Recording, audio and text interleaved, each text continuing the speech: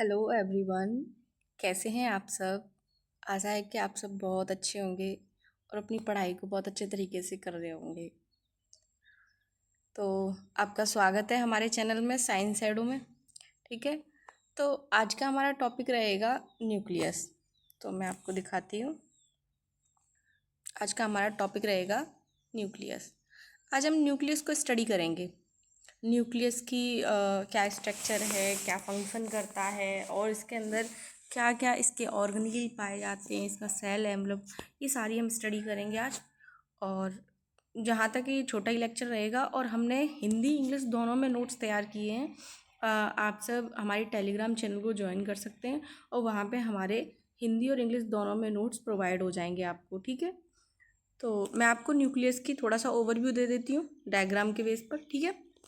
तो जो न्यूक्लियस है, ये जो स्ट्रक्चर है न्यूक्लियस की, इसकी जो आउटर लेयर, मान लो जैसे कि ये कोशिका के अंदर बंद है, यानी सेल के अंदर ऐसे बंद है। ठीक है। तो ये मिडिल में होता है न्यूक्लियस। कहाँ होता है? मिडिल में होता है। और इसके भी मिडिल में थोड़ा सा मतलब हटके या मिडिल में मान लो एक और स्ट्रक्चर होती है जिसे बोलते हैं न्यूक्लियोलस। ठीक है। सेल के अंदर न्यूक्लियस, न्यूक्लियस के अंदर न्यूक्लियोलस। इन चीज, सेल के अंदर न्यूक्लियस, न्यूक्लियस के अंदर न्यूक्लियोलस। सेल सेल पर कैसी मेम्ब्रेन होती है? यूनिट मेम्ब्रेन होती है, यानी डबल मेम्ब्रेन होती है। ठीक है। जिसे हम कोशिका झिल्ली बोलते हैं, प्लाज्मा मेम्ब्रेन बोलते हैं। ठीक है। ऐसे ही जो केंद्रक होता है यानी न्यूक्लियस होता है, इस पर भी यूनिट मेम्ब्रेन पाई जाती है, डबल मेम्ब्रेन एनवलप पाया जाता है इस पर।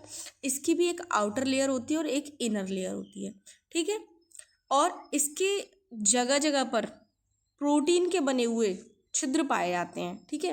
इसके बीच में जगह जगह पर कहीं कहीं प्रोटीन के बने हुए छिद्र पाए जाते हैं, जिससे जिससे क्या हो कि जो सेल का आउटर मटेरियल है, जो भी इसको अंदर भेजना है, तो वो इन पोर्स के द्वारा अंदर भेज देते हैं। और जो न्यूक्लियस के अंदर मटेरियल है, जैसे इसे बाहर भेजना है, जैसे कि आरएनए की सब यूनिट्स वगैरह, ये तो उसे ये बाहर भेज देती है। ठीक है। किसके द्वारा? इन्हीं के द्वारा। और इनमें ट्रांसपोर्ट ना दो तरीके से होता है, एक होता है एक्टिव ट्रांसपोर्ट, एक होता है पैसिव ट्रांसपोर्ट। आपको पता ही है कि पैसिव कोई काम होगा तो उसमें क्या है ना, हाथ पैर हिलाने नहीं पड़ेंगे, यानी कि आराम से बिना किसी एनर्जी के कोई भी चीज़ बाहर जा सकती है, कोई भी चीज़ अंदर आ सकती है, जैसे स्मॉल पार्टिकल। लेकिन जब कहीं बड़े पार्टिकल्स की बात आ जाएगी तो वहाँ पर क्या होगा? एक्टिव ट्रांसपोर्ट होगा, पैसिव ट्रांसपोर्ट नहीं होगा। एक्टिव ट्रांसपोर्ट में क्या होता है? एनर्जी खर्च होती है। ठीक है। ये समझ में आया? एनवलप और पोर समझ में आ गए। तो हमारा जो एक ये नाम जो था न्यूक्लियर एनवलप, ये समझ में आ गया। जो न्यूक्लियर एनवलप होता है वो डायरेक्ट ही किससे जुड़ा होता है? जो आउटर लेयर होती है वो डायरेक्ट ही किससे जुड़ी होती है? एंडोप्लाज्मिक रेटिकुलम से जुड़ी होती है। ऐसे एंडोप्लाज्मिक रेटिकुलम से जुड़ी होती है। और ये एंडोप्लाज्मिक रेटिकुलम किससे जुड़ी होती है? जाके आगे ये एंडोप्लाज्मिक रेटिकुलम जुड़ी होती है सेल मेम्ब्रेन से। ठीक है। यहाँ तक क्लियर है? इसके अंदर क्या होते हैं? बहुत सारे क्रोमेटिन थ्रेड होते हैं, बहुत सारे क्रोमोसोम के धागे होते हैं। ठीक है। और इसके अंदर ही क्या होती है? एक न्यूक्लियोलस होती है जो क्या करती है? आरएनए का निर्माण करती है। और किसका निर्माण करती है? राइबोसोम की सब यूनिट का निर्माण करती है। ठीक है। और इसके अंदर जो लिक्विड भरा पड़ा है उसको हम क्या बोलते हैं? इसको बोलते हैं न्यूक्लियोप्लाज्म। और जो सेल के अंदर भरा पड़ा है उसको क्या बोलते हैं? साइटोप्लाज्म। यानी सेल के अंदर साइटोप्लाज्म, न्यूक्लियस के अंदर न्यूक्लियोप्लाज्म। ठीक है। अंदर एक न्यूक्लियोलस होती है, उस पर कोई झिल्ली नहीं पाई जाती है, कोई मेम्ब्रेन नहीं पाई जाती है, ध्यान रखना। ठीक है। इस पर कोई मेम्ब्रेन नहीं पाई जाती है। ऐसे ही डेंस लिक्विड होता है, डेंस लिक्विड बोल सकते हैं, यानी घना सा होता है। तो वहाँ पर ये अलग से दिखाई देता है, इसलिए हम इससे क्या बोलते हैं? न्यूक्लियोलस बोलते हैं। ठीक है। और ये जो न्यूक्लियस पाया जाता है ये हर सेल में नहीं पाया जाता है, जैसे हम बोल देंगे कि बैक्टीरिया की सेल में पाया जाएगा। पहले चेक करो भाई कि ये बैक्टीरिया प्रोकैरियोटिक है। प्रोकैरियोटिक कोशिका में न्यूक्लियस नहीं पाया जाता, इतना ध्यान रखें। ठीक है। तो अब हम आगे बढ़ते हैं, अपना लेक्चर स्टार्ट करते हैं। यहाँ तक क्या था? सिर्फ ओवरव्यू था, इससे रिलेटेड ही आपको सब कुछ आगे कंटेंट मिलेगा। ठीक है। चलो, तो सबसे पहले हम देख लेते हैं इंट्रोडक्शन। न्यूक्लियस का इंट्रोडक्शन कि न्यूक्लियस क्या है, कैसे है, ठीक है। तो जो न्यूक्लियस है, स्टार्ट करते हैं। The nucleus is a membrane bound organelle. Nucleus क्या है, मैंने अभी बताया था, मेम्ब्रेन बाउंड, यानी इसके चारों ओर एक वॉल पाई जाती है जो किसकी बनी होती है, डबल मेम्ब्रेन की बनी होती है, ठीक है। Found in all eukaryotic cells, यानी ये किस में पाया जाता है, सभी यूकैरियोटिक सेल्स में पाया जाता है। जितनी भी यूकैरियोटिक सेल हैं उनमें न्यूक्लियस 101% पाया जाएगा। लेकिन कुछ अपवाद हैं, कुछ को छोड़कर, जैसे mature mature mammalians RBC and sieve tube of phloem, यानी सीव ट्यूब, भोजन ले जाने वाले प्लांट में जो भोजन ले जाने वाली नलिका होती है उसमें सीव ट्यूब पाई जाती हैं।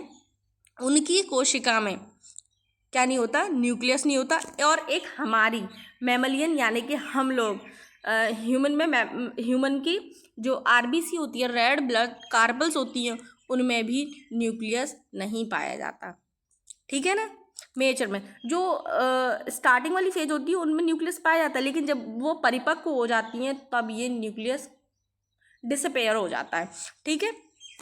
It is often called control centre of और ब्रेन ऑफ द सेल, यानी इसे क्या कहते हैं, कंट्रोल सेंटर एंड ब्रेन कहा जाता है। ब्रेन मीन्स क्या कैसे कहा जा सकता है इसे ब्रेन, और कैसे कहा जा सकता है कंट्रोल सेंटर।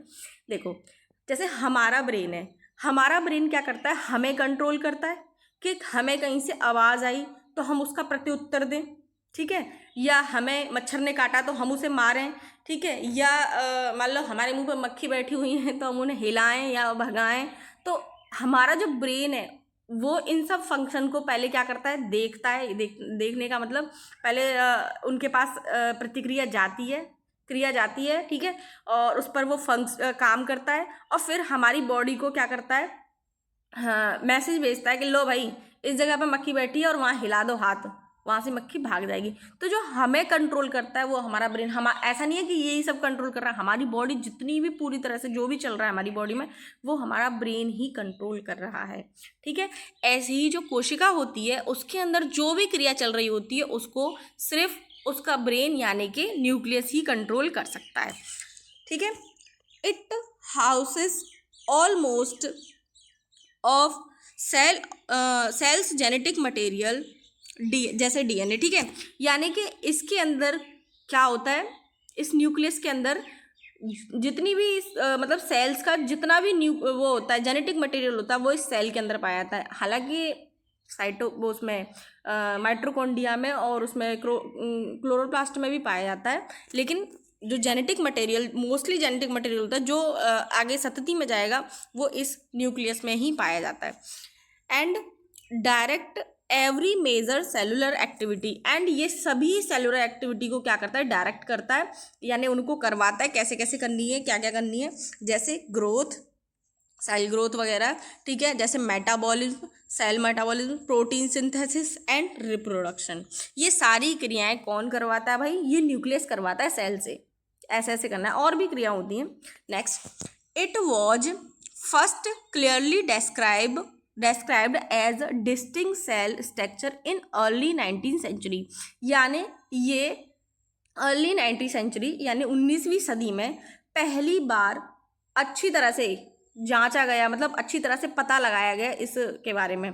इससे पहले बहुत सारी थ्योरी हुई थी, छोटी मोटी थ्योरी हुई थी कि हाँ कुछ होता है सेल के अंदर, कुछ होता है, लेकिन 19वीं शताब्दी यानी 19th सेंचुरी में पता चला कि हाँ भाई ये न्यूक्लियस ही होता है, ठीक है। और एंड हैज सिंस, और जब से become one of the most important organelle study in cell biology, genetics and medicine, और जब से अब तक इसको सबसे महत्वपूर्ण ऑर्गेनील माना गया, और किसमें इसकी स्टडी की जाती है, सेल बायोलॉजी, मतलब इन सब में इसको सबसे महत्वपूर्णता दी गई है, सेल बायोलॉजी, जेनेटिक्स, मेडिसिन, ठीक है।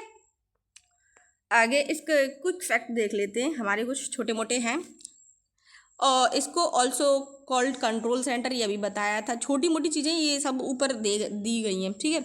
Largest and most prominent organelle in eukaryote, यानी कि ये सबसे बड़ा और सबसे इम्पोर्टेंट क्या होता है, सेल ऑर्गेनील होता है in eukaryotic cell, bound by double membrane called nuclear envelope, बिल्कुल वही डबल मेम्ब्रेन से बाउंड होता है, घिरा होता है, ठीक है, और इसे न्यूक्लियर एनवेलप बोलते हैं। Content DNA organized as chromatin, और इसके अंदर डीएनए पाया जाता है जो क्रोमेटिन या क्रोमोसोम के रूप में उपस्थित होता है, ठीक है। एब्सेंट इन प्रोकैरियोटिक सेल, ये प्रोकैरियोटिक सेल में नहीं पाया जाता, सिर्फ यूकैरियोटिक सेल में पाया जाता है, जैसे bacteria, archaea and major RBC, ठीक है। यहाँ तक सब क्लियर है। चलो नेक्स्ट, इसकी हम डिस्कवरी देखते हैं, कब इसकी खोज की गई, कैसे कैसे इसकी खोज हुई, क्या क्या। The nucleus was one of the first cell organelle to be discovered, यानी न्यूक्लियस सबसे पहला ऑर्गेनील था जिसको सबसे पहले खोजा गया था, ठीक है ना। Long before the electron microscope reveal the fine structure, fine detail of the cell structure, यानी कि कोशिका की जब इलेक्ट्रॉन माइक्रोस्कोप से फाइन स्ट्रक्चर और डिटेल्स पता लगाई गई, उससे पहले ही न्यूक्लियस को खोजा जा चुका था, उससे पहले ही न्यूक्लियस का पता लग चुका था, ठीक है। तो सबसे पहले किसने योगदान दिया, तो सबसे पहले आए एंटोनी वॉन लीवनहॉक 1682, ठीक है। 1682 में एंटोनी वॉन लीवनहॉक आए, उन्होंने क्या बताया, मैं थोड़ा बहुत वैसे बता देती हूँ। एक सॉल्मन वो होती है, फिश होती है, उसकी आरबीसी में इन्होंने रेड स्पॉट के रूप में इसे बताया, ठीक है। तो हम पढ़ लेते हैं, अब देखते हैं क्या लिखा है। Observe a distinct structure inside red blood cells of fish, यानी कि इन्होंने फिश की जो रेड ब्लड सेल थी उसमें ऑब्जर्व किया एक डिस्टिंक्ट स्ट्रक्चर, मैंने भी बताया रेड स्पॉट साल्मन फिश, ठीक है, which is now recognize as early sighting of nucleus. इसको क्या बोला जाता है, स्टार्टिंग की स्टार्टिंग इसे ही सबसे पहली डिस्कवरी बोला जाता है न्यूक्लियस के बारे में, ठीक है ना। इसको सबसे पहली खोज बोला जाता है, सबसे पहले देखा गया था न्यूक्लियस, ठीक है। फिर दोबारा एंटोनी वॉन लीवनहॉक को एनर्जी आई कि भाई नहीं आए, मैं थोड़ा और बताऊंगा, ऐसे नहीं चलेगा मेरा, ठीक है। तो फिर से 1710 में एंटोनी वॉन लीवनहॉक ने फिर इस पर काम किया और provide further description of nucleus like structure various cell, यानी इन्होंने बहुत सारी कोशिकाओं में न्यूक्लियस के समान स्ट्रक्चर को बताया, दिखाया, खोज निकाला, लेकिन इन्हें अभी तक ये नहीं पता, ये अभी तक ये नहीं जानते कि हाँ भाई ये न्यूक्लियस है, ठीक है। Red spot, red spot. Next 1831 में, अब यहाँ से कहानी शुरू होती है, यहाँ से हम लोग यहीं से पढ़ना स्टार्ट करते हैं, इससे पहले हम नहीं पढ़ते हैं, ठीक है ना। इससे पहले हम किसी भी बुक में नहीं पढ़ते हैं, मोस्टली नहीं पढ़ते हैं, बाकी यहाँ से पढ़ना स्टार्ट करते हैं। 1831 Robert brown formally identify and name of the nucleus while studying orchid cell under the microscope। इन्होंने माइक्रोस्कोप में ऑर्चिड सेल की स्टडी की, तो वहाँ से पता लगाया है कि भाई ये तो न्यूक्लियस है, इन्होंने नाम दे दिया कि ये तो न्यूक्लियस है, और इसका नाम दे दिया न्यूक्लियस, और इसको सबसे पहले आइडेंटिफाई कर दिया ऑर्चिड सेल में, ठीक है। Describing it as a constant and important feature of plant cell, इन्होंने क्या बोला कि ये स्थिर है, मतलब एक ही जगह रहता है, और ये सबसे इम्पोर्टेंट फीचर है ऑफ द जितनी भी प्लांट सेल है उनका सबसे इम्पोर्टेंट फीचर है, ठीक है। और बाद में इन्हें क्या बोल दिया गया, भाई ये जनक इसके, इन्होंने इसको खोजा है।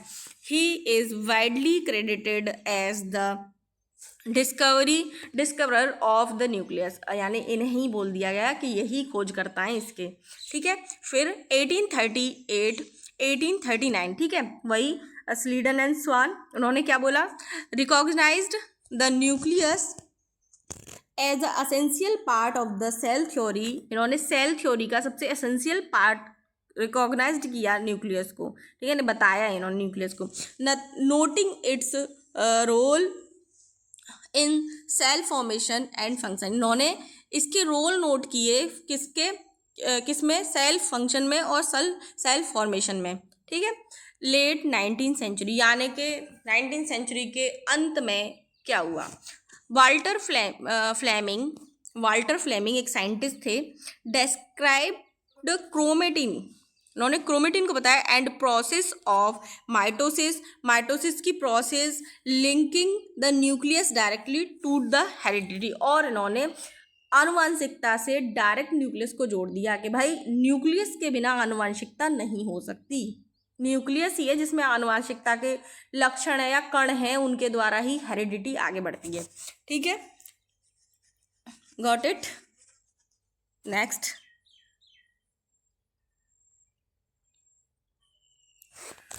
तो स्ट्रक्चर ऑफ न्यूक्लियस। अब हम देखेंगे न्यूक्लियस की स्ट्रक्चर कैसे। स्ट्रक्चर वैसे स्टार्टिंग में बता चुकी हूँ, वही न्यूक्लियर एनवलप, न्यूक्लियस पोर, ठीक है, न्यूक्लियर पोर और outer membrane, inner membrane. Outer membrane किससे जुड़ी होती है? एंडोप्लाज्मिक रेटिकुलम से। एंडोप्लाज्मिक रेटिकुलम कौन सा endoplasmic reticulum? Rough endoplasmic reticulum, RER, rough यानी कि जिस पर राइबोसोम अटैच्ड होंगे। ठीक है ना, तो देखते हैं अ typical eukaryotic nucleus is large, generally spherical, oval structure, usually located near the center of the cell।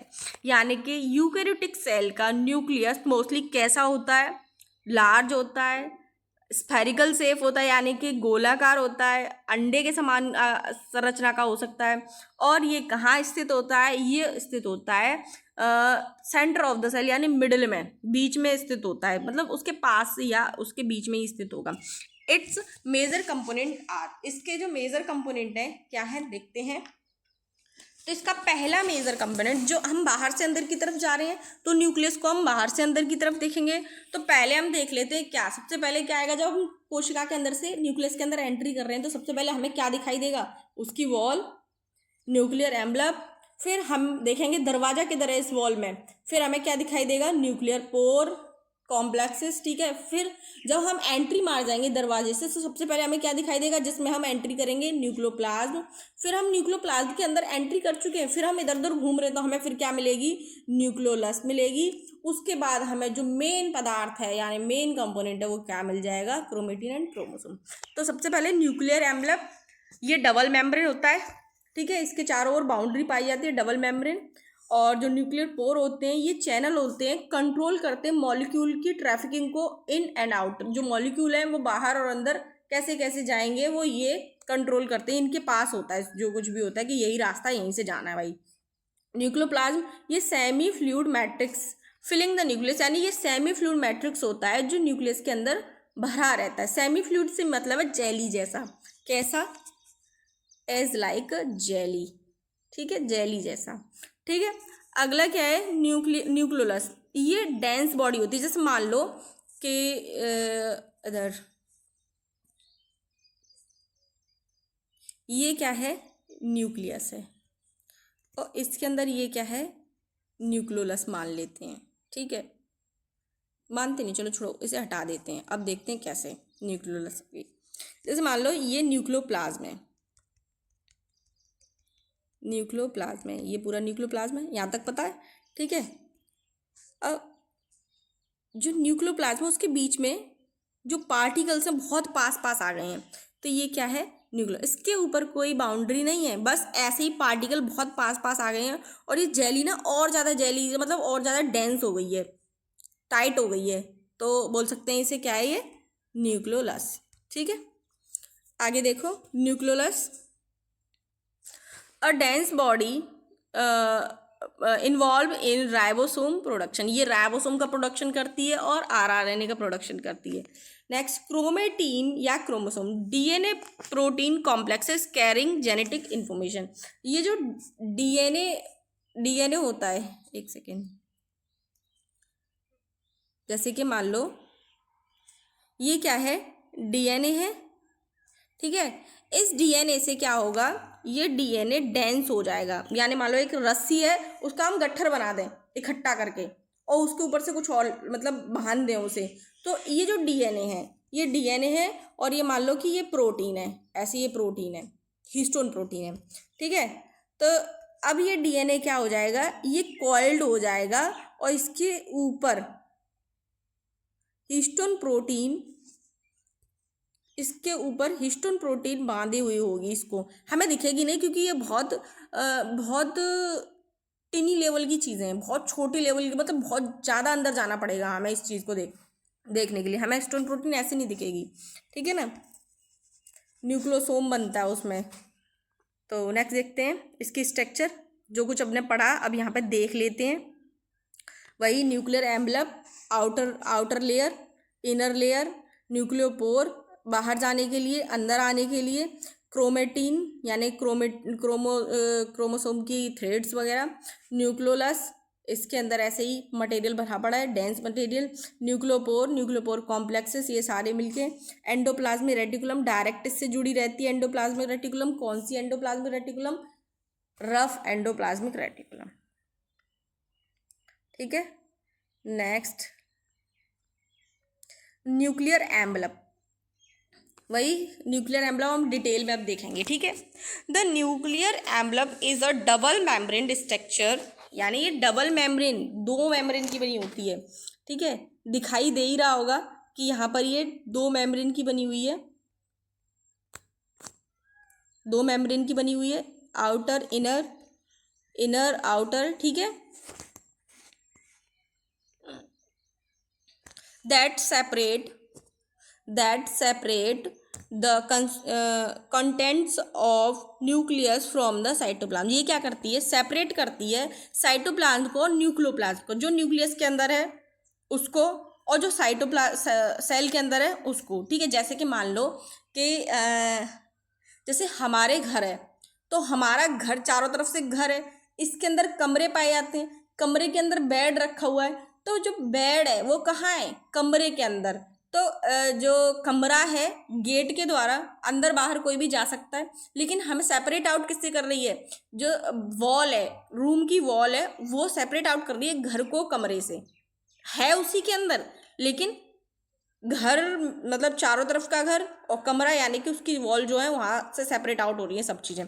ऐसे ही ऐसा मान लो, मैं इधर बता देती हूँ अगर ना समझ में आया हो तो। ये सेल है, ये न्यूक्लियस है, और ये न्यूक्लियस जो है, पता नहीं क्यों गंदा बनता है, ये जो न्यूक्लियस है इसका जो सबस्टेंस है ये बाहर नहीं जा रहा। क्यों नहीं जा रहा? क्योंकि इसके पास वॉल पाई जा रही है, और जो साइटोप्लाज्म है उसका सबस्टेंस जो है अंदर नहीं जा रहा। क्यों नहीं जा रहा? क्योंकि जो न्यूक्लियस है उसके ऊपर वॉल है भाई, अंदर नहीं जाने देगी वो। हाँ, कुछ स्पेसिफिक चीज़ को जाने देगी अंदर, वो हम बाद में देखेंगे कैसे जाने देगी, ठीक है।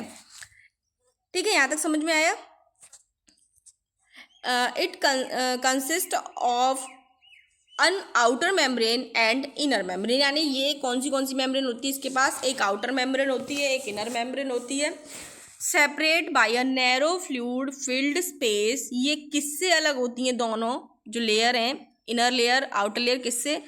इनके बीच में स्पेस पाया जाता है। जैसे कि ये न्यूक्लियस है, अगर इसको हम जूम करके देखें तो इसकी जो लेयर है ऐसे होंगी, आउटर लेयर इनर लेयर, ठीक है। जो बीच में जो स्पेस खाली जगह है इसको क्या बोलते हैं हम? पेरी न्यूक्लियर स्पेस बोलते हैं। न्यूक्लियस के जो लेयर है उसके बीच के स्पेस को बोलते हैं पेरी न्यूक्लियर स्पेस, ठीक है। Perinuclear space continuous with the lumen of endoplasmic reticulum, ये किससे जुड़ा होता है? डायरेक्ट एंडोप्लाज्मिक रेटिकुलम से डायरेक्ट जुड़ा होता है इसका ल्यूमेन, ठीक है ना। मैंने बताया था डायरेक्ट जुड़ी रहती है, ठीक है, स्टार्टिंग में ही बताया था, ध्यान रखना उस चीज़ को।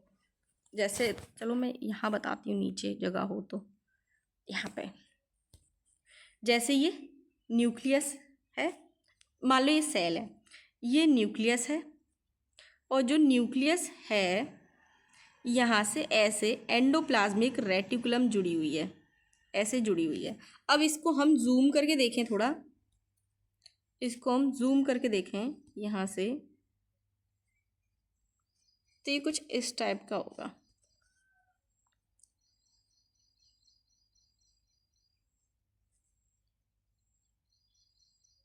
ठीक है, इस टाइप का। अब ल्यूमेन किसे बोलते हैं? जो पेरी न्यूक्लियर स्पेस है इसमें जो भी लिक्विड भरा हुआ है उसको हम ल्यूमेन बोलते हैं, खाली जगह को, इसमें जो लिक्विड भरा हुआ है। तो अब देखो ये इसका ल्यूमेन, न्यूक्लियस का जो पेरी न्यूक्लियर स्पेस है इसका ल्यूमेन क्या एंडोप्लाज्मिक रेटिकुलम से नहीं जुड़ा हुआ है? ये क्या है? ये ईआर है, और कौन सी ईआर है? रफ ईआर है। और ये क्या है? आउटर लेयर है किसकी, न्यूक्लियस की, और ये क्या है, इनर लेयर है किसकी, न्यूक्लियस की। इनर लेयर न्यूक्लियस की, आउटर लेयर न्यूक्लियस की। ठीक है, यहाँ तक समझ में आया। चलो ऊपर देखते हैं। तो सबसे पहले हम आउटर लेयर को देख लेते हैं। Outer layer often studded with ribosome and continuous with the rough endoplasmic reticulum, यानी अक्सर इसके ऊपर क्या पाए जाते हैं, राइबोसोम जड़े रहते हैं, जो और जो ये जुड़ी किससे रहती है, इसकी जो आउटर लेयर है ये किससे जुड़ी रहती है, रफ एंडोप्लाज्मिक रेटिकुलम से जुड़ी रहती है, इसीलिए इस पर क्या पाए जाते हैं, राइबोसोम पाए जाते हैं। Allowing direct exchange of material, यानी इससे देखो यहाँ पे कुछ भी मटेरियल होगा इसके अंदर, कुछ भी मटेरियल होगा इसके अंदर, तो वो क्या करेगा, वो डायरेक्ट जाएगा। कोई एनर्जी चाहिए या किसी दीवार को फलांगना है, नहीं नहीं जाना ना कूद के, तो डायरेक्ट जा रहा है ना, ठीक है ना। तो inner membrane line on its inner face by a protein mesh work called the nuclear lamina, यानी जो इनर लेयर होती है इसके अंदर की साइड, जैसे यहाँ पे देखें जो न्यूक्लियस है, ये जो न्यूक्लियस है इसके अंदर इनर लेयर होगी, इस पे इसके अंदर, उसके अंदर ऐसी, ये इनर लेयर के अंदर ऐसी जाल पाया जाता है, किसका, प्रोटीन का जाल पाया जाता है, जो क्या करता है, सपोर्ट करता है क्रोमोसोम को। ठीक है, देखें यहाँ पे line on its inner face by a protein mesh work, इसके अंदर क्या पाया जाता है, जाल पाया जाता है प्रोटीन का, कॉल्ड न्यूक्लियर लेमिना, जिसे हम क्या कहते हैं, न्यूक्लियर लेमिना कहते हैं, which provide mechanical support and helps organize chromatin, ये क्या करता है, मैकेनिकल सपोर्ट देता है न्यूक्लियस को, और ये ऑर्गेनाइज क्रोमेटिन को हेल्प करता है। ठीक है, नेक्स्ट पेरी न्यूक्लियर स्पेस यहाँ आपको दिखाई दे रहा होगा, ये रहा पेरी न्यूक्लियर स्पेस, ये वाला। ठीक है, perinuclear space the gap 10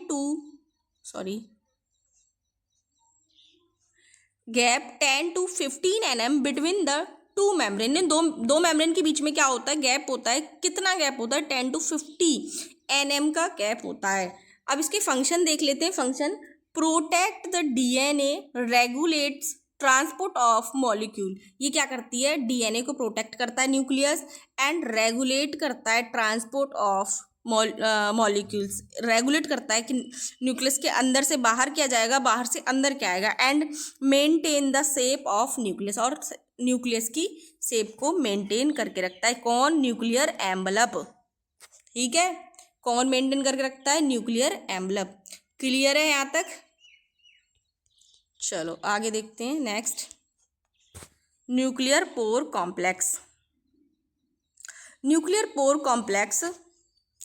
The nuclear pore complex perforated at interval by large protein assemblies called nuclear pore complexes, यानी जो न्यूक्लियर एम्बलप होता है वो परफोरेटेड यानी छिद्रित होता है, किससे, बीच बीच में इसमें प्रोटीन असेंबलीज पाई जाती हैं, जिससे इसमें छेद बन जाते हैं, यानी कि पोर बन जाते हैं, जिन्हें हम क्या बोलते हैं, न्यूक्लियर पोर कॉम्प्लेक्सेस।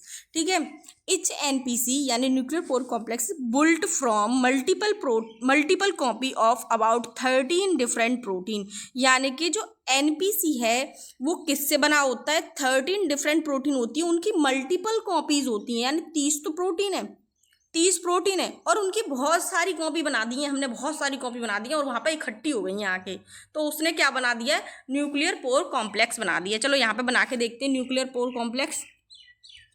जैसे ये क्या है, 30 प्रोटीन ने यहाँ पर क्या बना दिया, ऐसे कॉम्प्लेक्स बना दिया ऐसे, और इधर भी ठीक सा बनाती हूँ। अरे यार ये तो पूरा ही ख़त्म हो गया।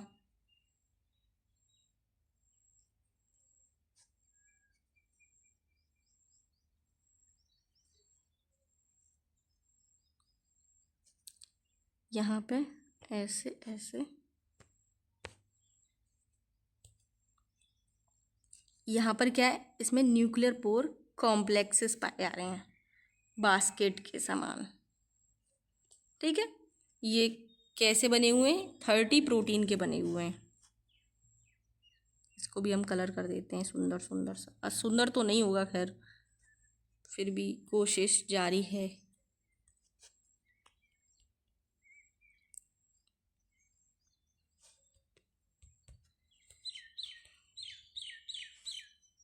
देखो, ये एंडोप्लाज्म रेटिकुलम, ये आउटर लेयर, ये इनर लेयर, ठीक है। थोड़ा साफ सफाई कर दूं, मेरा तो सारा ही साफ हो गया, ठीक है। ये क्या है, इनर लेयर, ये आउटर लेयर, ये एंडोप्लाज्म रेटिकुलम, और ये क्या है, पोर हैं, जिन्हें एनपीसी बोलते हैं। क्या बोलते हैं, एनपीसी बोलते हैं। और ये किससे मिलकर बने होते हैं, 30 डिफरेंट प्रोटीन की बहुत सारी कॉपी से मिलकर बने होते हैं, ठीक है। और इसके अंदर क्या पाया जाता है, इसके अंदर एक और चीज़ पाई जाती है जिसे हम क्या बोलते हैं, इधर ब्लैक ले लियो, इसके बीच में एक और लेयर पाई जाती है जिसे हम क्या बोलते हैं, न्यूक्लियर लेमिला बोलते हैं, जो किससे बनी होती है, बहुत सारी जाली से बनी होती है, प्रोटीन की जाल बन जाते हैं, ठीक है। अब जो प्रोटीन होती हैं उन्हें हम क्या कहते हैं, कॉल्ड न्यूक्लियोपोरिन, ठीक है। Forming a basket like channel through both membrane, यानी ये क्या बनाते हैं, बास्केट लाइक चैनल बना देते हैं दोनों मेम्ब्रेन के बीच में। अलो सेलेक्ट, अब ये क्या क्या करते हैं, इनको देख लेते हैं, जो न्यूक्लियर पोर कॉम्प्लेक्सेस है। अलो सेलेक्टिव, यानी ये कुछ चयनित चीज़ों को टू वे ट्रांसपोर्ट करते हैं, अंदर से बाहर, अंदर से द्विदिशीय ट्रांसपोर्ट करते हैं, यानी बाहर से अंदर ले जाना, अंदर से बाहर, टू वे ट्रांसपोर्ट करते हैं between the nucleus and cytoplasm, cytoplasm से न्यूक्लियस के अंदर, न्यूक्लियोप्लाज्म से साइटोप्लाज्म के अंदर। Small molecule and ion pass freely by diffusion through the pore, small molecule है वो क्या करेंगे, डायरेक्ट चले जाएंगे, उन्हें कोई रोक नहीं सकता, ठीक है। छोटी छोटी चीज़ों को कौन ही देख पाएगा, लेकिन जब जैसे मान लो कहीं दावत हो रही है, छोटे बच्चे यूं ही चले जाते हैं, पता ही नहीं चलता कब निकल गया, पैरों के नीचे होके निकल जाते हैं यूं ही साइड में होके। लेकिन जब मान लो बड़ा कोई जाएगा तो वहाँ तो पहचान हो जाएगी ना, बड़ा जाएगा तो पहले कार्ड दिखाओ, ठीक है ना। ऐसे छोटे मोटे तो छोटे मोटे जो पार्टिकल्स हैं वो यूं ही चले जाते हैं। एंड लार्ज मॉलिक्यूल्स जैसे protein, RNA are transport actively, ये सब क्या होते हैं, एक्टिवली ट्रांसपोर्ट होते हैं, यानी इनमें एनर्जी लगती है, often with the help of carrier protein recognising specific signal sequence, यानी इनको जो ट्रांसपोर्ट करने के लिए एक कैरियर प्रोटीन चाहिए, जिनके पास क्या होता है, रिकॉग्नाइज स्पेसिफिक सिग्नल होते हैं जो रिकॉग्नाइज करते हैं कि हाँ भाई हमारे पास कार्ड है, हमें अंदर जाना है, अंदर जाने दो, अंदर जाने का कार्ड है, या बाहर जाना है, बाहर जाने का कार्ड है, ठीक है, ये सब। नेक्स्ट, mRNA एंड राइबोसोमल सब unit exit through the pores into the cytoplasm, mRNA और राइबोसोमल सब यूनिट होती हैं वो साइटोप्लाज्म के अंदर जाती हैं उसी पोर द्वारा। प्रोटीन नीडेड इनसाइड न्यूक्लियस, जो प्रोटीन की जो आवश्यक चीज़ें होती हैं वो न्यूक्लियस के अंदर आती हैं, जो प्रोटीन्स जो भी आवश्यक प्रोटीन होती हैं वो न्यूक्लियस के अंदर आती हैं थ्रू द पोर, कहाँ से, साइटोप्लाज्म से, जैसे DNA, RNA, polymerase, histone enter through the them, यानी इन्हीं से अंदर आती हैं। तो क्लियर है यहाँ तक, ये पोर ही हैं जो करवा रहे हैं जो कुछ भी हो रहा है, अंदर से बाहर जाना, बाहर से अंदर आना, यहाँ से मतलब यही वाली स्ट्रक्चर यहाँ पे मैंने बड़ी करके दिखाई है, तो समझ में आ ही रहा होगा, बड़ी बना दो, ये क्या है ना थोड़ा ऐसे ही है, तो ऐसे ही चल लो, समझने में तो आ ही रहा होगा। नेक्स्ट, अब हम किसकी बात कर रहे हैं, न्यूक्लियोप्लाज्म की। इस न्यूक्लियस के अंदर जो प्लाज्मा भरा पड़ा है, यहाँ दूसरे कलर का बनाते हैं थोड़ा सा सुंदर सा, ये इस न्यूक्लियस के अंदर जो लिक्विड भरा पड़ा है इसे बोलते हैं हम न्यूक्लियोप्लाज्म। अब इसकी कहानी सुनेंगे हम, क्या है nucleoplasm. The nucleoplasm also called karyolymph, इसको ही हम क्या बोलते हैं, कैरियोलिम्फ बोलते हैं। इट कैरियोलिम्फ यानी न्यूक्लियस के नाम के ऊपर ही कैरियोलिम्फ रखा गया है इसका। न्यूक्लियस से जुड़ी हुई जो भी चीज़ें होती हैं उनके आगे कैरियन लगता है, ठीक है, क्योंकि न्यूक्लियस को कैरियन भी कहा जाता है। Nucleoplasm also called karyon is the semi fluid यानी कि अर्ध तरल jelly like matrix that fills the space inside the nuclear envelope, जो कहाँ भरा रहता है, जो खाली जगह होती है न्यूक्लियस के अंदर वहाँ भरा रहता है उस स्पेस में। और ये किससे चारों ओर से ढका रहता है, न्यूक्लियर एम्बलप के अंदर जो भी स्पेस होता है उसमें सब में क्या भरा रहता है, यही फ्लूइड लाइक सबस्टेंस भरा रहता है, जिसे न्यूक्लियोप्लाज्म बोलते हैं। It is comparable to the cytoplasm of the cell. इसे हम सेल का जो साइटोप्लाज्म है उससे कंपेयर कर सकते हैं। हाँ भाई, ये साइटोप्लाज्म जैसा है, बट इसके चारों ओर दीवार पाई जा रही है, ये न्यूक्लियोप्लाज्म ही है, साइटोप्लाज्म नहीं है। But is found exclusively with in the nucleus, परंतु ये सिर्फ न्यूक्लियस में ही पाया जाता है। ठीक है, अब इसके हम कुछ देख लेते हैं, अन्य पॉइंट्स देख लेते हैं। Compose mainly of water, dissolve ions, enzyme and nucleotides. ये इसमें ये किससे बना होता है? पानी, जल चाहिए, वाटर चाहिए, डिजॉल्व आयंस चाहिए यानी घुले हुए, इस जल में घुले हुए आयंस चाहिए, एंजाइम चाहिए, न्यूक्लियोटाइड्स चाहिए। न्यूक्लियोटाइड डीएनए की ही स्मॉल सब यूनिट्स होती हैं जिन्हें न्यूक्लियोटाइड्स बोलते हैं। ठीक है, डिटेल में आगे पढ़ेंगे ये न्यूक्लियोटाइड क्या होती हैं जब डीएनए वगैरह पढ़ेंगे तो। Provide a medium in which chromatin and the nucleus are suspended. ये क्या करती है? मीडियम प्रोवाइड करती है, किसको? क्रोमेटिन को और न्यूक्लियस को, जो भी यहाँ पे बिखरे हुए हैं। ठीक है, supply the raw material and enzyme needed for DNA replication and RNA transcription. ये क्या करती है? सप्लाई करती है रॉ मटेरियल का और एंजाइम का, किसके लिए जरूरत होती है? जिसमें डीएनए रेप्लिकेशन और आरएनए ट्रांसक्रिप्शन के लिए जिसको जरूरत होती है। ठीक है, न्यूक्लियोप्लाज्म देता है। Help maintain the shape and internal environment of nucleus. ये क्या करती है? शेप को मेंटेन करती है और इंटरनल एनवायरनमेंट जो होता है न्यूक्लियस का उसको मेंटेन करती है। ठीक है, अब इसके अंदर यहाँ पर ये जो न्यूक्लियस है इसके अंदर एक और स्ट्रक्चर पाई जाती है जिसे हम क्या कहते हैं? जिसे हम न्यूक्लियोलस बोलते हैं। यहाँ पर इसके ऊपर कोई मेम्ब्रेन नहीं होती, ये बस जो फ्लूइड लाइक स्ट्रक्चर है, फ्लूइड लाइक जो फ्लूइड है जो इसके अंदर, वो थोड़ा डेंस हो जाता है।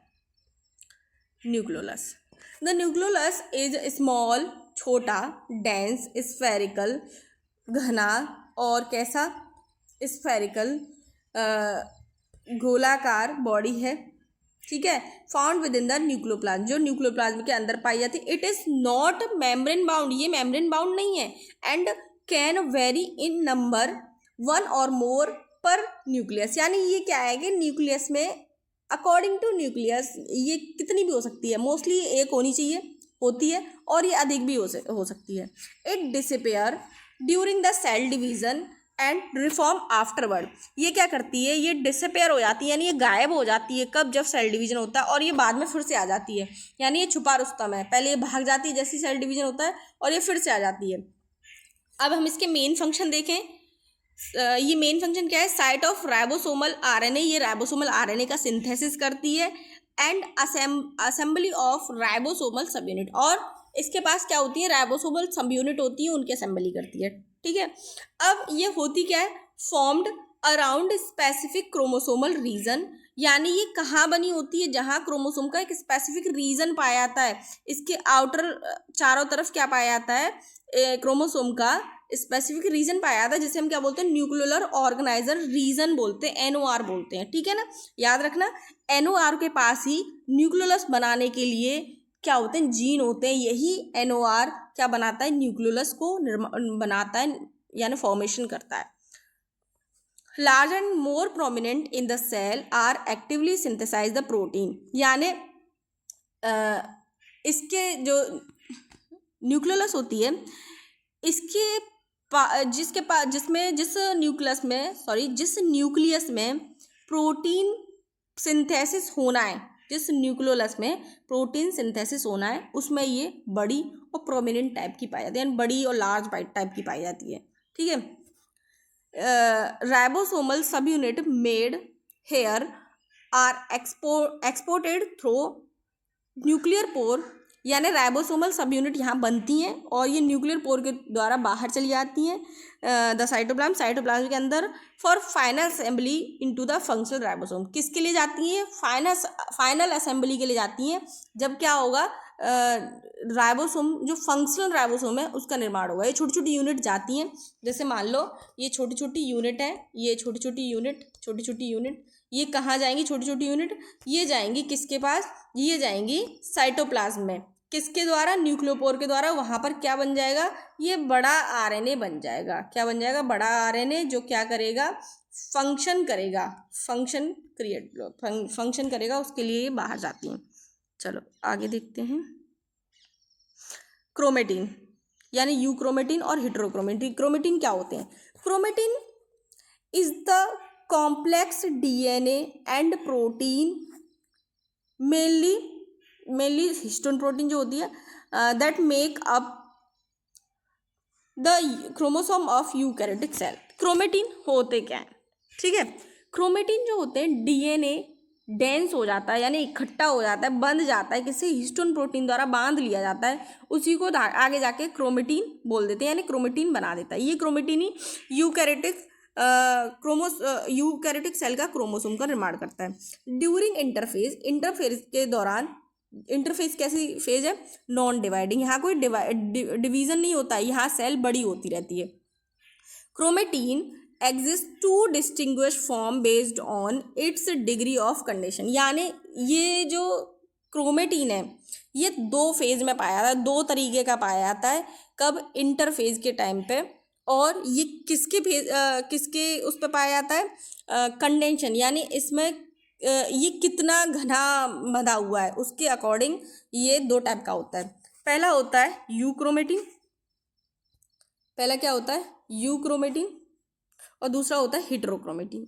यूक्रोमेटिन देखो मैं बता देती हूँ थोड़ा बहुत। यूक्रोमेटिन जो होता है ये फंक्शनल क्रोमेटिन होता है, इतना ध्यान रखो। यही क्या करता है? जो जेनेटिक इन्फॉर्मेशन होती है इसके अंदर, इसके ऊपर जो जीन होते हैं वो जेनेटिक इन्फॉर्मेशन को आगे लेके जाते हैं पीढ़ियों में। जबकि हेटेरोक्रोमेटिन होता है वो ऐसा कुछ नहीं करता, वो फालतू में ऐसे पड़ा रहता है। लेकिन इसे वेस्ट नहीं बोल सकते, पता है ना कि जो बेकार घड़ी भी होती है वो 24 घंटे में 2 बार सही टाइम बताती है, तो ऐसे ही इसका भी कुछ ना कुछ काम है। लेकिन मोस्ट इम्पोर्टेंट काम जो क्या है वो है यूक्रोमेटिन का। अगर हम इसे रंगेंगे, मान लो हम किसी रंग में डुबो दें यूक्रोमेटिन और हेटेरोक्रोमेटिन को, यूक्रोमेटिन क्या है? वो कम रंग पकड़ेगा, और जो हेटेरोक्रोमेटिन है वो ज़्यादा रंग पकड़ लेगा। ठीक है, अब दूसरा क्या है? जो यूक्रोमेटिन होता है वो ढीला बंधा हुआ होता है, लूजली पैक्ड होता है, और जो हेटेरोक्रोमेटिन होता है वो टाइट बंधा हुआ होता है। ठीक है ना, यहाँ तक क्लियर है? चलो यूक्रोमेटिन देखते हैं। Euchromatin loosely packed lightly stain, यानी इसमें रंग कम होता है और ये लूजली पैक्ड होता है। जबकि ये जो हेटेरोक्रोमेटिन है वो डेंसली पैक्ड डार्कली स्टेन, यानी इस पर गहरा रंग होता है, और ये डेंसली यानी टाइटली पैक्ड होता है। ये ट्रांसक्रिप्शनली एक्टिव होता है, यानी इसके पास जो जीन होते हैं वो एक्सप्रेस्ड होंगे। जबकि ये ट्रांसक्रिप्शनली इनएक्टिव होता है, इसके पास जीन जो होंगे वो साइलेंस रहेंगे, चुप रहेंगे। ठीक है, found in the central region of the nucleus. ये कहाँ पाए जाते हैं? न्यूक्लियस के बीच में पाए जाते हैं। जबकि ये कहाँ पाए जाते हैं? Heterochromatin found mostly at the nuclear periphery, यानी पेरिफेरी रीजन पर, यानी कि सतही क्षेत्र पर, एंड अराउंड द न्यूक्लियोलस, और न्यूक्लियोलस के पास में। ठीक है, न्यूक्लियस के चारों ओर जो ये है यूक्रोमेटिन जो है वो रेप्लिकेट करते हैं अर्ली ड्यूरिंग एस फेज। ये क्या करते हैं? जो इंटरफेज की एस फेज होती है, सिंथेसिस फेज होती है, ये क्या करते हैं? उस टाइम पर रेप्लिकेट कर जाते हैं। जबकि हेटेरोक्रोमेटिन क्या करते हैं? स्टार्टिंग में ही कर जाते हैं, जीवन फेज जैसी खत्म होगी वैसी एस फेज आएगी, यानी ग्रोथ फेज फर्स्ट खत्म होगी, वैसे जैसे ही सिंथेसिस फेज आएगी ये तुरंत रेप्लिकेट कर जाएंगे। जबकि हेटेरोक्रोमेटिन क्या करेंगे? अरे यार कर लेंगे बाद में, थोड़ा सा रुको, आराम से करेंगे। तो ये क्या करेंगे? रेप्लिकेट करेंगे late during phase, S phase. ठीक है, जो एस फेज की अंत वाली अवस्था होगी उसमें ये रेप्लिकेट कर जाएंगे।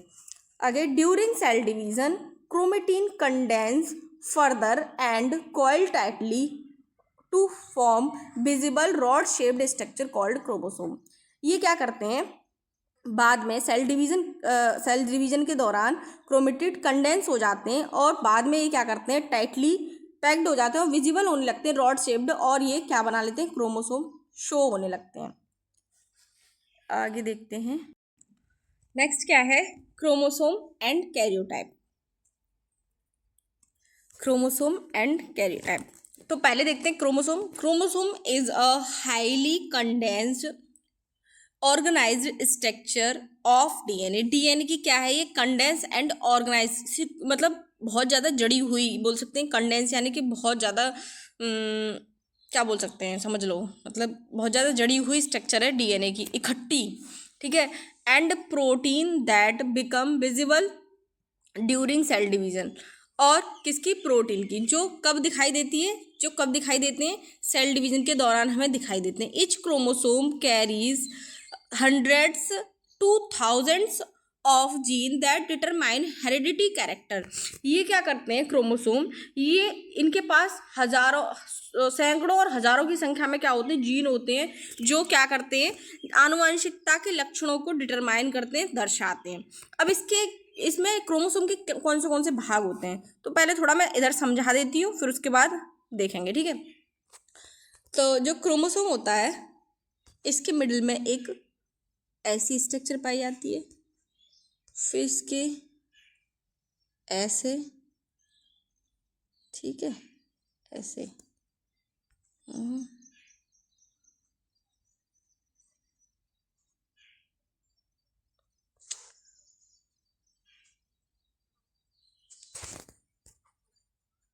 देखो, जो इसके मिडिल में होती है इसको बोलते हैं हम सेंट्रोमियर। क्या बोलते हैं, सेंट्रोमियर, पूरा लिख जाए, ठीक है। और इसके जो इधर होती हैं ये दोनों, ये होती हैं क्रोमेटिड्स। क्या कहलाती हैं, क्रोमेटिड्स, नहीं लिखा जाएगा, ठीक है। और जो ये होता है इसे बोलते हैं टीलोमियर, टीलोमियर, ठीक है। जो इस पूरे को हम क्या बोलते हैं, इस पूरे को हम बोलते हैं क्रोमोसोम, क्रोमोसोम। लिखा नहीं जा रहा है ऐसे, क्योंकि मैं हाथ से ही लिख रही हूँ, मेरे पास पेन नहीं है, ठीक है, इसीलिए ऐसा लिखा जा रहा है, तो समझने के लिए बहुत है।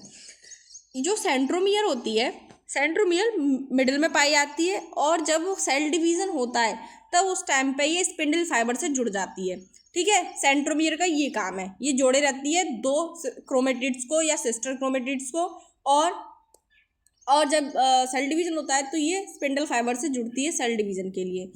और क्रोमेटिड जो होती हैं वो ये होती हैं, दोनों आर्म्स होती हैं जिनमें डीएनए कॉइल्ड रहता है, इनके अंदर डीएनए भरा पड़ा है, कॉइल्ड है, ठीक है। और इन डीएनए के ऊपरी वाले भाग पर क्या पाया जाता है, टीलोमियर पाई जाती है। जो टीलोमियर क्या करती है, डीएनए को खुलने नहीं देती है, ठीक है।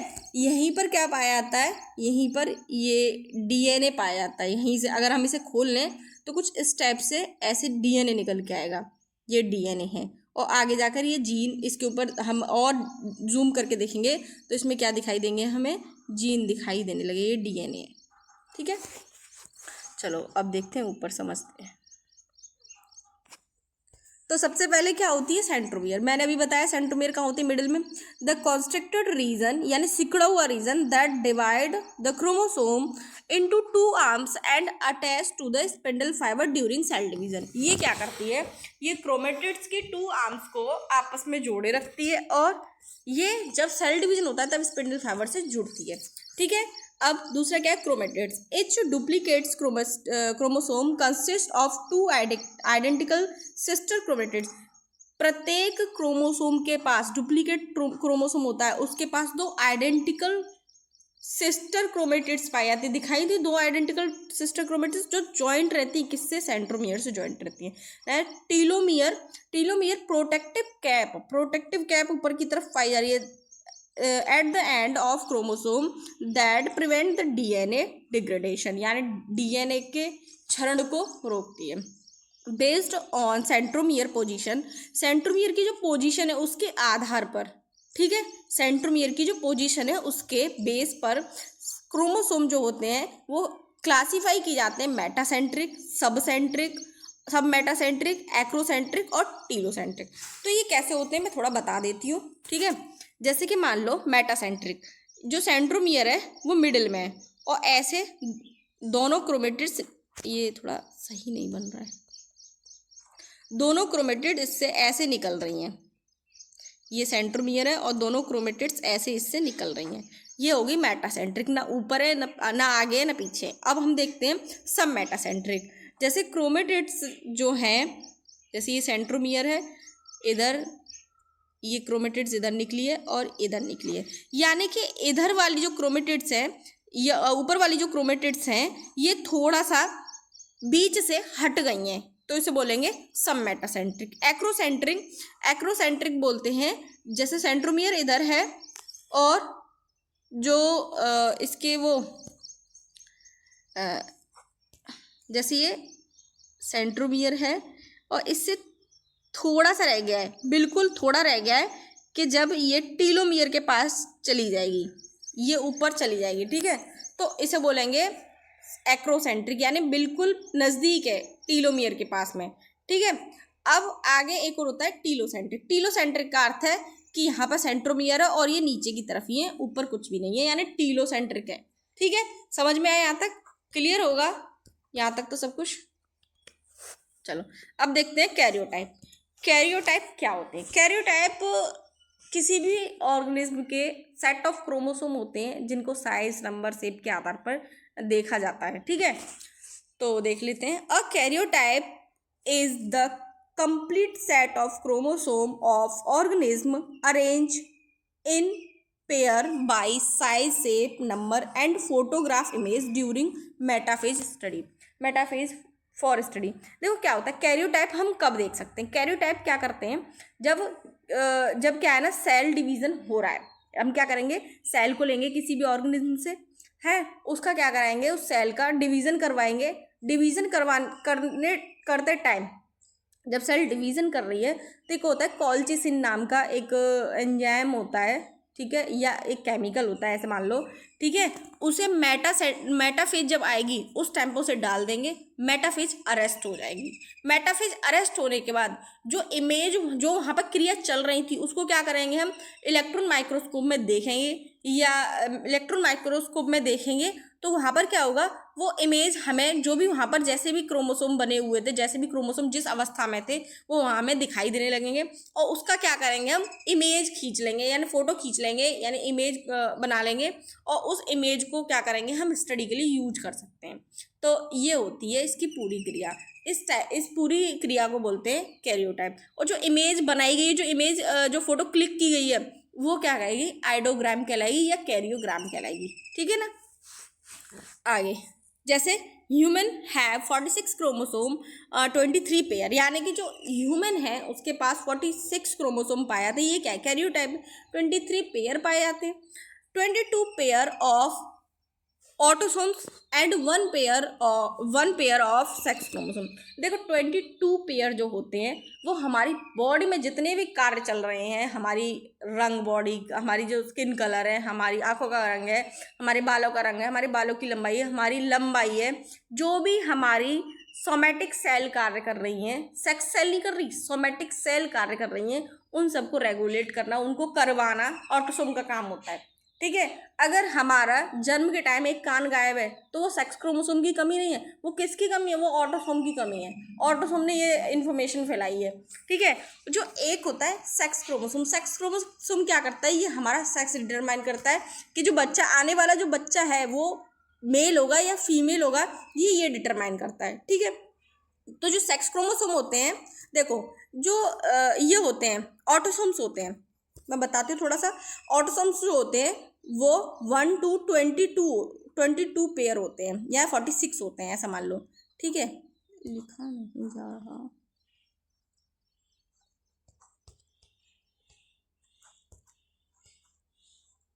2 3, ठीक है। और यहाँ पे हम लिख देते हैं 22 dash dash dash dash dash dash, ठीक है। जैसे कि पहला जो क्रोमोसोम होगा वो कैसा होगा, XX होगा, चाहे मेल हो चाहे फीमेल हो। दूसरा होगा वो भी, दूसरा पेयर जो होगा वो भी XX होगा। तीसरा पेयर जो होगा वो भी XX होगा। ऐसी चौथा, पांचवा, छठा, सातवां, जो भी जितने भी पेयर होंगे वो XX होंगे। जब 22 वाला पोजीशन आएगा वो भी XX होगा, लेकिन जब 23 वाला पेयर आएगा तो वो क्या होगा, अगर लड़का है तो XY होगा, अगर लड़की है तो XX होगा। समझ में आया यहाँ तक? ये होती है कैरियोटाइपिंग, ठीक है। तो karyotyping is Karyotyping is widely used to detect chromosome abnormalities, यानी जब बच्चा गर्भ में है, यानी तो उसमें हम उसके बच्चे की क्या डिटेक्ट कर सकते हैं, क्रोमोसोमल एबनॉर्मलिटीज डिटेक्ट कर सकते हैं, such as Down syndrome. Down syndrome पढ़ा होगा, जैसे 21 वाला पेयर होगा, अगर यहाँ पे 21 वाला पेयर होता तो उसमें क्या होता, ट्राइसोमी हो गई होती, एक्स एक्स एक्स 3x आ गए होते, तो उसे बोलते हैं हम डाउन सिंड्रोम। बच्चा कैसा हो जाता है, मंगोलिया टाइप का हो जाता है, जैसे कि चपटा सा मुंह हो जाएगा, हथेलियाँ मोटी हो जाएंगी, और मतलब इसकी एज भी कमी होती है, ठीक है। दूसरा होता है टर्नर सिंड्रोम। ऐसे ही और भी होते हैं सिंड्रोम, ठीक है, जैसे दूसरा टर्नर सिंड्रोम। टर्नर सिंड्रोम क्या होता है, फीमेल्स में होता है। इसमें जो क्रोमोसोम होता है 46 वाला वो गायब हो जाता है, 45 ही रह जाते हैं, यानी कि 23rd पेयर की क्या हो जाती है, 23rd पेयर की क्या हो जाती है भाई, मोनोसोमी हो जाती है, ठीक है। अब यहाँ पर क्या है, the study of chromosome number and structure called cytogenetics, यानी क्रोमोसोम के नंबर और स्ट्रक्चर की स्टडी को हम क्या कहते हैं, साइटोजेनेटिक्स कहते हैं। क्लियर होगा, यहाँ तक सब कुछ समझ में ही आया होगा। अब देखते हैं फंक्शन ऑफ न्यूक्लियस। न्यूक्लियस के क्या क्या फंक्शन है, एंड पॉइंट चल रहा है हमारा, न्यूक्लियस के फंक्शन देखते हैं। स्टोरेज ऑफ जेनेटिक मटेरियल, ये क्या करता है भाई, जेनेटिक मटेरियल स्टोर कर रहा है, डीएनए आरएनए, और इसके पास प्रोटीन भी है, सब कुछ है, ये इन सबको स्टोर करके रख रहा है, यानी इसके पास ही क्या पाए जाएंगे, वो सारी इन्फॉर्मेशन पाई जाएंगी जो हमें अपने मम्मी पापा दादा दादी नाना नानी इन सब से मिली हुई हैं। तो जेनेटिक मटेरियल को क्या करता है, स्टोर करता है। Houses the cell DNA protecting it and ensure accurate transmission to the daughter cell, ये क्या करता है, डीएनए को प्रोटेक्ट करता है और रखता है अपने पास, और इंश्योर करता है एक्यूरेट ट्रांसमिशन, ठीक है, टू द डॉटर सेल, यानी आगे वाली संतति में ये इसको बढ़ाने यानी आगे करने के लिए, ले जाने के लिए उत्तरदायी होता है।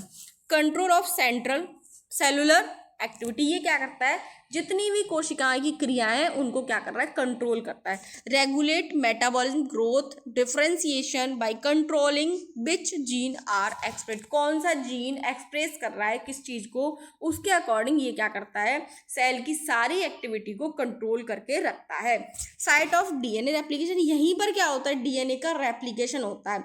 Ensure the genome is copied accurately before the cell division, cell division से पहले ये क्या करता है, डीएनए का रेप्लिकेशन करता है और जीनोम की कॉपी बना लेता है, ठीक है।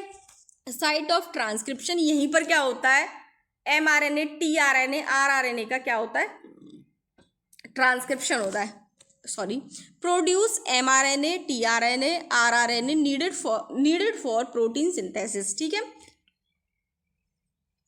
आगे ribosome assembly, the nucleus produce ribosomal सब यूनिट, ये न्यूक्लियस क्या करता है, राइबोसोम की सब यूनिट देता है, कहाँ से देता है, न्यूक्लियोलस से लेके देता है, subunit that are export to the cytoplasm, और ये साइटोप्लाज्म में भेज देता है एनपीसी के द्वारा कि लो भाई इसको बना दो राइबोसोम, या ठीक है।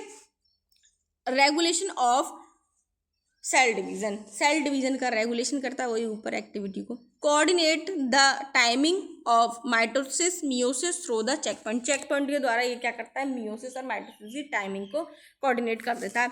Heredity transfer genetic information from the parent to the offspring by the gamete, gamete यानी कि जो युग्मक होते हैं, जो हमारे मदर और फादर से मिले थे गैमेट, उनसे हम निर्मित हुए, उनको क्या करता है, ये मदर फादर के जो गैमेट हैं उनके अंदर जेनेटिक इन्फॉर्मेशन को लेके जाता है, न्यूक्लियस के द्वारा ही जाती हैं, और उन जो मदर फादर हैं उनसे ही उनके डॉटर यानी कि उनके ऑफस्प्रिंग उनके अंदर चली जाती है, ठीक है ना। यहाँ तक समझ में आया, जो भी हमारे अंदर इन्फॉर्मेशन आई है, जो भी हमारे अंदर जो भी लक्षण है हमारे मम्मी पापा से जो भी मिलते हैं, वो किसने दिए हैं हमें, उनके न्यूक्लियस लेके आया था। अब वो लेके कैसे आया था, गैमेट के द्वारा ही, स्पर्म और ओवम के द्वारा। मदर से क्या आया था, ओवम आया था, और फादर से क्या आया था, स्पर्म आया था, ठीक है, लेकिन उस सेल के अंदर न्यूक्लियस था, ठीक है। अब देखते हैं हम प्रोकैरियोटिक एंड यूकैरियोटिक न्यूक्लियस होता है या नहीं होता है, कैसा होता है। Prokaryotic cells bacteria archaea do not have to nucleus, ये इनके पास सत्य केंद्रक नहीं होता है। मेम्ब्रेन बाउंड न्यूक्लियस, ना मेम्ब्रेन बाउंड होती है उसमें, ठीक है ना, यानी सत्य न्यूक्लियस होता ही नहीं है। Instead, their genetic material lie in the region called nucleus, जहाँ इनका जेनेटिक मटेरियल रखा रहता है उस भाग को हम न्यूक्लियोइड कह देते हैं, इनको खुश करने के लिए, ठीक है। अब इसके फीचर्स हैं, एक प्रोकैरियोटिक सेल है, एक यूकैरियोटिक सेल है हमारे पास। अब देखते हैं इनका न्यूक्लियस कैसा होता है। प्रोकैरियोटिक सेल के न्यूक्लियस को न्यूक्लियोइड कहते हैं, यूकैरियोटिक सेल के न्यूक्लियस को न्यूक्लियस ही कहते हैं। अब इनका न्यूक्लियर एम्बलम देखते हैं। पहला, प्रोकैरियोटिक सेल में न्यूक्लियर एम्बलम एब्सेंट होता है, होता ही नहीं है, और यूकैरियोटिक सेल में न्यूक्लियर एम्बलम होता है। डीएनए कहाँ रहता है? डीएनए कैसा रहता है? सिंगल सर्कुलर डीएनए होता है जिसमें हिस्टोन प्रोटीन नहीं पाया जाती, जबकि इसका कैसा होता है? लीनियर डीएनए होता है जो बाउंड रहता है, यानी बंधा रहता है हिस्टोन प्रोटीन से और क्रोमेटिन के रूप में प्रेजेंट रहता है। न्यूक्लियोलस जो होती है प्रोकैरियोटिक सेल में, जब न्यूक्लियस ही नहीं है तो न्यूक्लियोलस क्या करेगी वहाँ आके? हैं, जब वही नहीं है तो वो क्या करेगी आके? यूकैरियोटिक सेल में होता है न्यूक्लियोलस, ठीक है। लोकेशन ऑफ डीएनए, डीएनए की लोकेशन कहाँ होती है? न्यूक्लियोइड रीजन में, इन साइटोप्लाज्म में जहाँ भी डीएनए पड़ा होगा, बैठा होगा या खड़ा होगा, उसको बोल देंगे हम न्यूक्लियोइड।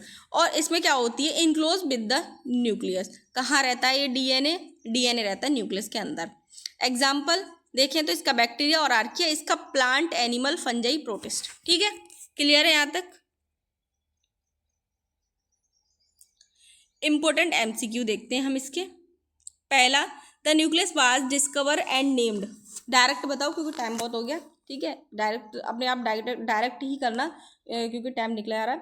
तो रॉबर्ट ब्राउन पढ़ा है, ठीक है। अगला, the space between the outer and inner nuclear membrane is called, क्या कहते हैं? पेरीन्यूक्लियर स्पेस कहते हैं। Nuclear pore complexes are composed of protein called, क्या कहते हैं उन्हें? जो प्रोटीन न्यूक्लियोपोर कॉम्प्लेक्स बनाती हैं क्या कहते हैं? न्यूक्लियोपोरिन बोलते हैं, ठीक है। Which part of the nucleus is responsible for ribosomal RNA synthesis? Ribosomal RNA synthesis करने के लिए कौन रिस्पॉन्सिबल होता है? न्यूक्लियोलस रिस्पॉन्सिबल होती है। Transcriptionally active loosely packed chromatin is called, यानी ट्रांसक्रिप्शनली एक्टिव और जो ढीली ढीली पैक्ड है उस क्रोमेटिन को क्या कहते हैं? उसको कहते हैं यूक्रोमेटिन, ठीक है। The protein meshwork lining the inner nuclear membrane is called, यानी कि जो प्रोटीन का जाल है एक लाइनिंग की फॉर्म में पाया जा रहा है इनर न्यूक्लियर मेम्ब्रेन के अंदर, तो उसे क्या बोलते हैं? उसको क्या बोलते हैं? न्यूक्लियर लैमेला बोलते हैं, ठीक है। द कंस्ट्रिक्ट, अगला question, the constricted region of chromosome that attach to the spindle fibre is the, यानी वह रीजन जो क्रोमोसोम में अटैच रहता है और कंस्ट्रिक्ट होता है और बाद में क्या करता है? स्पिंडल फाइबर से अटैच होता है जब सेल डिवीजन होता है वो सब, ठीक है। तो उसे क्या बोलते हैं? उसे बोलते हैं centromere.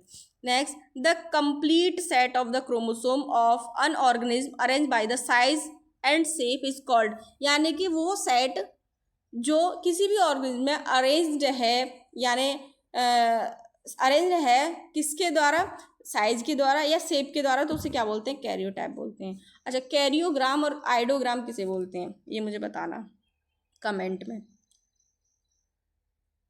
The number of chromosome in a normal human somatic cell, यानी सोमेटिक सेल जो होती हैं, सोमेटिक सेल जो बॉडी को रेगुलेट करने वाले क्रोमोसोम होते हैं, वो कितने होते हैं? कितने होते हैं? 46 होते हैं, 44 होते हैं? कितने होते हैं? कितने होते हैं? कितने पेयर होते हैं? तो कितने होते हैं? 44 होते हैं। पेयर कितने होते हैं? 22 होते हैं, ठीक है।